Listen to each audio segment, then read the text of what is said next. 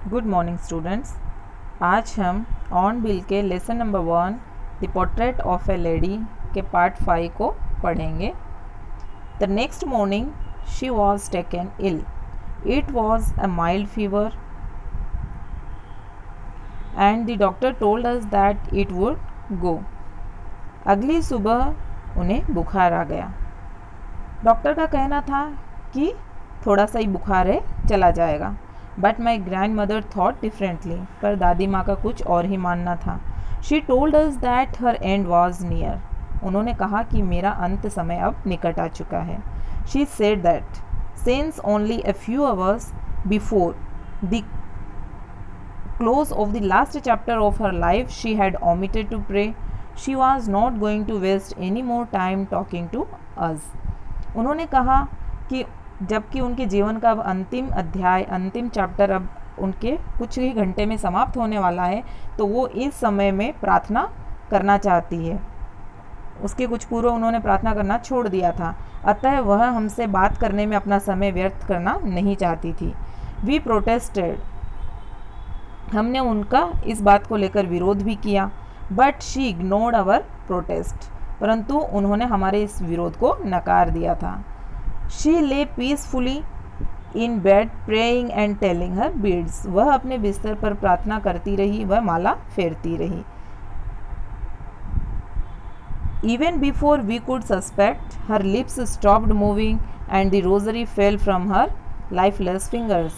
A peaceful pallor spread on her face and we knew that she was dead. इसके पहले कि हम किसी बात को लेकर कोई शक कर पाते, उनके होठ हिलने बंद हो गए और माला उनकी उंगलियों से नीचे गिर गई। एक शांतिपूर्ण सा फीकापन उनके चेहरे पर फैल गया था और हम जान गए थे कि वह मर चुकी है। We lifted her off the bed and as is customary, laid her on the ground and covered her with a red shroud. After a few hours of mourning, we left her alone to make arrangement for her funeral.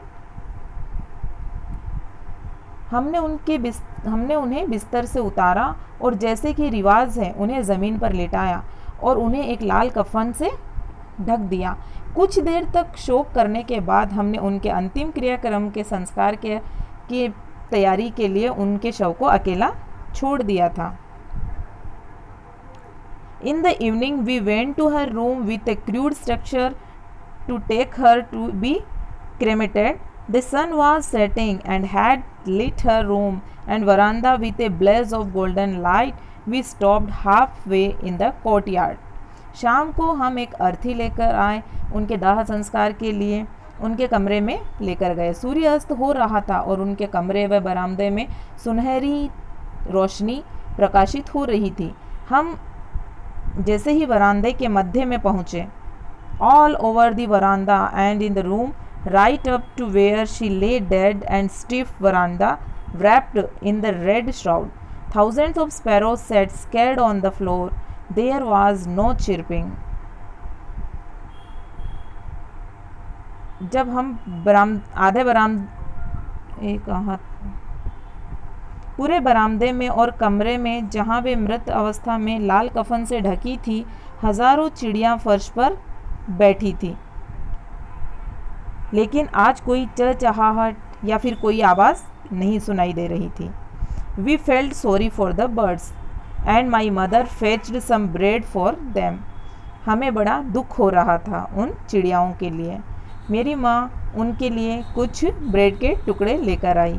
She broke it into little crumbs. वो उनके छोटे छोटे टुकड़े उन्होंने वैसे ही करे जैसे दादी माँ करती थी। The way my grandmother used to, जैसे दादी माँ किया करती थी। And threw it to them, और उनकी तरफ फेंक दिए। The sparrows took no notice of the bread, पर जो चिड़ियाएँ थी उन्होंने उनकी तरफ कोई ध्यान नहीं दिया। When we carried my grandmother's corpse off, then flew away quietly. Next morning the sweeper swept the bread crumbs into the dustbin. फिर जब हम दादी माँ के मृत शरीर को लेकर जा रहे थे तो उसी वक्त चिड़िया भी चुपचाप उड़कर चली गई। अगली सुबह जब सफाई कर्मचारी आया तो उन टुकड़ों को समेटकर कूड़ेदान में डाल दिया। The lesson was completed.